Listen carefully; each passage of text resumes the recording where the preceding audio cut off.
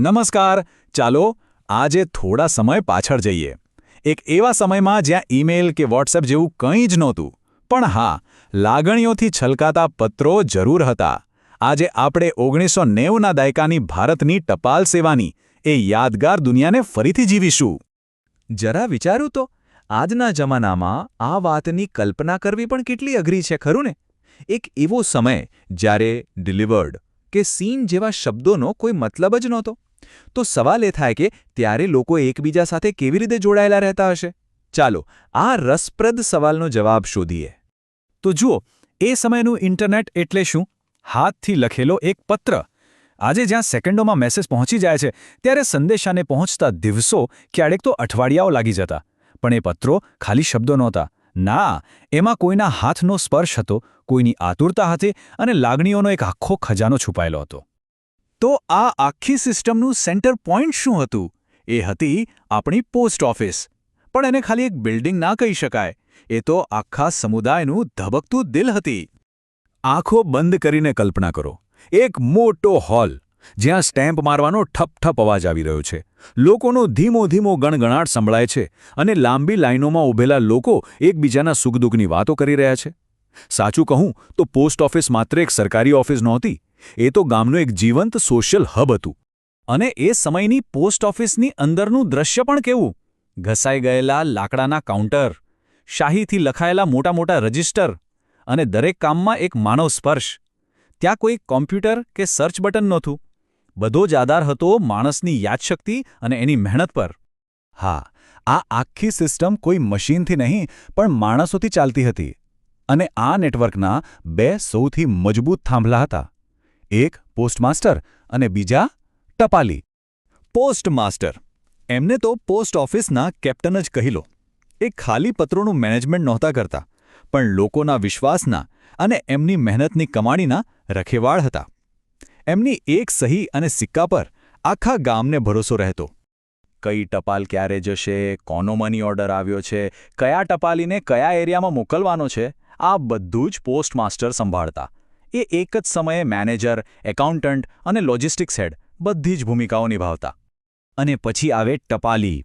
ખાખી વર્દીમાં cycle પર સવાર થઈને આવતો એક પરિચિત ચહેરો. એ ખાલી સરકારી કર્મચારી નહોતો, પણ દરેક ઘરના સુખ-દુઃખનો સાક્ષી હતો. એની થેલીમાં ખાલી કાગળ નહોતા, એમાં કોઈનો નોકરીનો લેટર હતો, કોઈના લગ્નની કંકોત્રી હતી, તો કોઈના દૂર રહેતા દીકરાના ખબરંતર હતા. આ દ્રશ્ય એ સમયના માનવીય સંબંધોનું સૌથી સુંદર ઉદાહરણ છે. ટપાલી ખાલી ડિલિવરી પર્સન નહોતો, એ તો જાણે પરિવારનો જ એક સભ્ય હતો. આજે આપણે ઓનલાઈન પેકેજને ટ્રેક કરીએ છીએ, ત્યારે લોકો ટપાલીની રાહ જોતા હતા. બસ આ જ તો મોટો ફરક છે.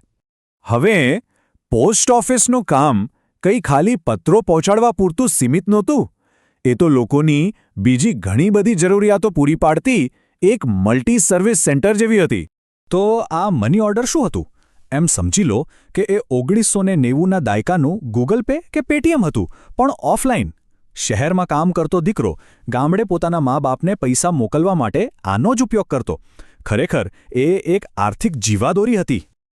આની પ્રક્રિયામાં કોઈ ઓટીપી કે પાસવર્ડ નહોતો. બધો ખેલ હતો કાગળ અને વિશ્વાસ પર. બસ પોસ્ટ ઓફિસ જઈને ફોર્મ ભરો, રોકડા પૈસા આપો અને તમારું કામ પૂરું. પછી ટપાલી ખુદ ઘરે જઈને પૈસા પહોંચાડતો. હા, પ્રક્રિયા ધીમી હતી, પણ એટલી જ સુરક્ષિત અને ભરોસાપાત્ર ગણાતી. આ સિવાય પણ ઘણું હતું. રજિસ્ટર્ડ પોસ્ટનો મતલબ હતો ગેરંટી કે તમારો જરૂરી કાગળ પહોંચી જ જશે. પાર્સલ સર્વિસથી માના હાથના બનાવેલા લાડવા દીકરા સુધી પહોંચતા. અને હા, પોસ્ટ ઓફિસ બચત બેંક, એ તો સામાન્ય માણસની પોતાની બેંક હતી, જ્યાં પાઈ ભેગી કરીને લોકો પોતાના સપના પૂરા કરતા. પણ કહેવાય છે ને કે પરિવર્તન એ સંસારનો નિયમ છે. સમય બદલાયો. તો ચાલો હવે એ જોઈએ કે કાગળ અને શાહીની આ દુનિયા કેવી રીતે ડિજિટલ સ્ક્રીનની દુનિયામાં ફેરવાઈ ગઈ. આ ટાઈમલાઈન આપણને સ્પષ્ટપણે બતાવે છે કે આપણે કેટલી ઝડપથી બદલાઈ ગયા. પત્રોની દુનિયામાંથી નીકળીને આજે આપણે સ્માર્ટફોનની દુનિયામાં આવી પહોંચ્યા છીએ. અને આ ખાલી ટેકનોલોજીનો બદલાવ નથી, આ તો આપણી જીવનશૈલી અને આપણા સંબંધોમાં આવેલો એક બહુ મોટો ફેરફાર છે. અને આ એક વાક્ય બધું જ કહી દે છે. એ પત્ર સાચે જ ખાલી કાગળનો ટુકડો નહોતો. એ કોઈની આતુરતા હતી, કોઈના આંસુ હતા અને કોઈની યાદોનું જીવંત સ્વરૂપ હતું. આ એક એવી લાગણી છે જે કદાચ આજની પેઢીને ઇમોજીમાં શોધવાથી પણ ના મળે. અને અંતે આ એક સવાલ જે આપણને બધાને વિચારવા પર મજબૂર કરી દે છે. ટેકનોલોજીએ આપણને ગતિ આપી, ઘણી સુવિધાઓ આપી, એ વાત સાચી. પણ શું આ બધું મેળવવાની દોડમાં આપણે એ ધીરજ, એ સંબંધોનું ઊંડાણ અને એ અંગત જોડાણ ક્યાં ગુમાવી દીધું છે, જે એ જૂના જમાનાની અસલી ઓળખ હતી? આના પર વિચાર જરૂર કરજો.